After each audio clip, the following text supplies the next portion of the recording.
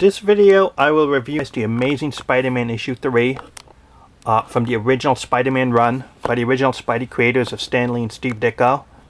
There will be spoilers, so if you don't want to know what's going on in the issue, the story, the art, then you might not want to watch this video, so it's fair warning. You could find this in the Marvel Omnibus, you could find this in the Marvel Essential, the Marvel Masterworks. There's a lot of reprints. And here's my thoughts on issue 3. First of all, the Spider-Man logo's second appearance. When I reviewed issue 2, that's the first appearance of this corner logo, and it would stay the same throughout the whole entire Spider-Man run by Steve Ditko. And this is the very first appearance of Doctor Octopus, a classic Spider-Man villain. After the Green Goblin, it could be argued it's Doctor Octopus as number 2, especially until the 80s, where you got Venom later on and characters like the Hobgoblin, things like that.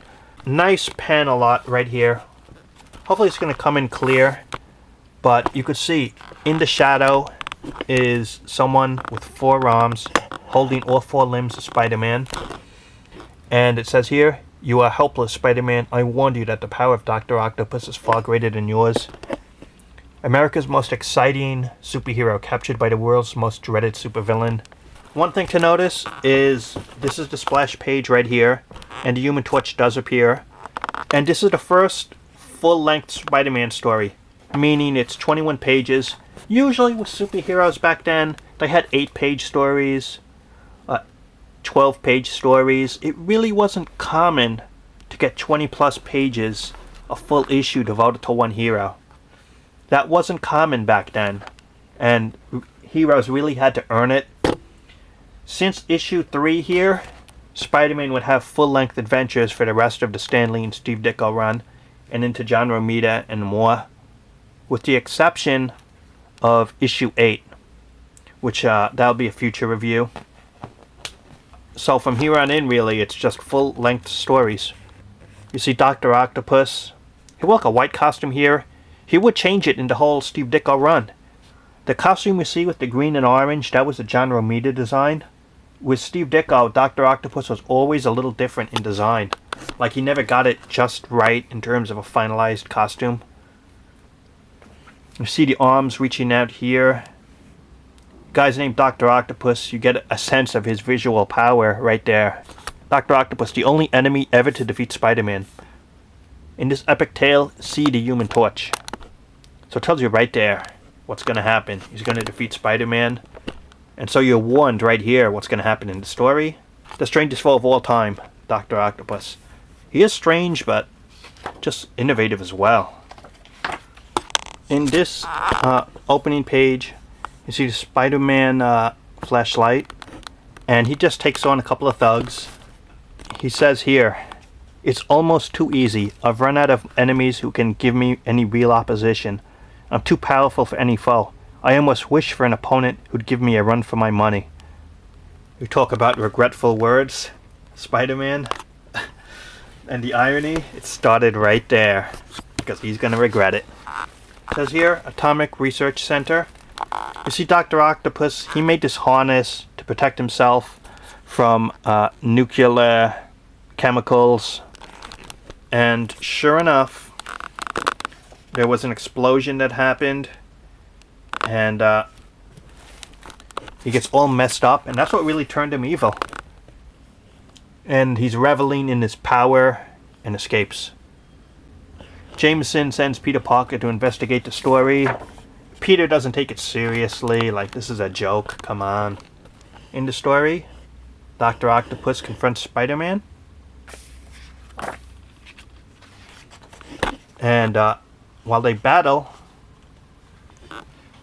Spidey gets caught by Dr. Octopus, all 4 limbs, gets slapped around, thrown out a window, and defeated, just like that. That's the first time Peter Parker was defeated as Spider-Man, and it really got to his mind. And Dr. Octopus is continuing his evil agenda and plans into atomic research. Here, Dr. Octopus throws out some scientists. You notice he's not killing anyone. Not like the bloodthirsty comics of today where the villains just kill innocent people all the time. Anyway, he sets up the place that no one could enter the facility. Peter Parker's totally rejected, thinks he's washed up as Spider-Man. Johnny Storm, the Human Torch, does some school, just happens by accident to visit his school. He doesn't know Peter Parker's Spider-Man. And his speech inspires Peter Parker not to give up. You know, you just can't give up, man. So he decides to go into battle again. He uses that slingshot routine. He used that in issue 1 as something that they even used in Spider-Man movie.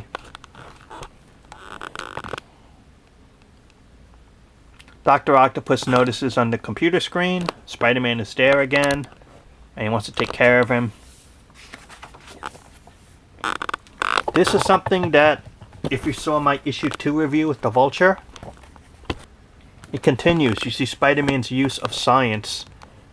Something a lot of writers in Spider-Man don't use or talk about is his ingenuity to defeat villains. It's not just fists and webbing, it's his smarts. And that's what helps get Spider-Man popular. He uses these vials and he merges 2 arms together like an acid. So 2 arms get merged.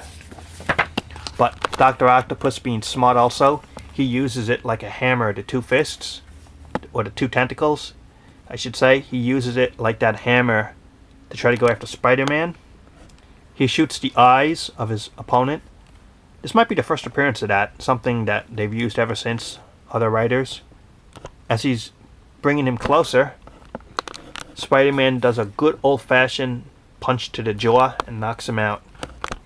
That's one aspect of Spider-Man and Doctor Octopus that, you know, he's in a disadvantage because Doc Ock is just human. Beneath the arms, he has no super strength, so he can't take punches. He gets all webbed up, and I like the Spider-Man note here. Just kind of like Batman and other heroes, they leave a note behind. You see the symbol, Spidey crawls away. And oddly enough, he thanks the Human Torch, and the Human Torch is like, thanking me for what? And that's how the story ends. Pretty nice. If that's not enough, check that out. A nice Spider-Man bonus pinup that looks just really fantastic. Just check that out. Full body shot. I like the use of the webbing here, something not commonly used much, not like this. He's spinning a web. Really nice. And a letters page. Some reused art here. The spider's web. And it says, don't forget to look for one of the greatest trademarks in comics. Right there. How true. I like this issue. I thought the Doctor Octopus issue really served to set up a good villain. And a guest appearance by the Human Torch. It continued that relationship of the 2 teenagers that were popular in Marvel then, that Stan Lee was developing. And you see Spider-Man's world continuing to grow. And issue 4 will have Sandman. So that'll be a future review. For this comic, let me know your comments, subscribe, and thanks for watching.